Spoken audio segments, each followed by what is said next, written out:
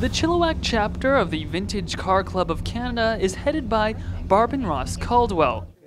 It's a club of car lovers who meet up and show off their favorite old rides.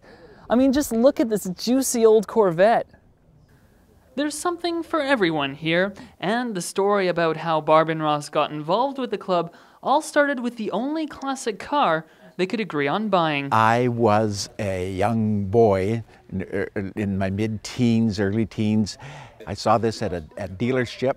They'd taken it in a half a block down from our house, and I loved the car, just loved it. It happened that when we decided to do a car many years later, my wife and I, that was the only one we could agree on. Well, he was looking for something that was bigger, and he was looking for a while at ones more from the 60s.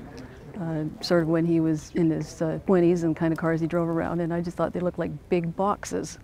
Never ever did really appeal to me, but we started looking at ones from the 50s, and both could agree on the lines of the Buick, thought that the Buick looked beautiful. Gorgeous lines. I didn't mind that it was a big, wide car. But what happens is that you need the support, because there's a lot of work to it, and myself, I like doing the work. Thought it was going to be easy. Well, not. Times like I was sitting in the trunk doing some work on it for him, and I helped take things off. I helped find parts for it. Got to where I had a pretty good eye to start finding things like the stainless steel trim that goes on the sides of it. Helped him look for parts at different places. In the midst of all the work, they join the club in hopes of getting some help. But a lot of people are busy with their own projects, so you find out that you did do it on your own, and that's a lot of interest for the people who like doing that.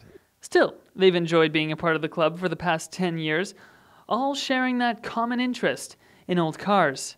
It's a way to get out and meet all kinds of people. This is how I met the people today.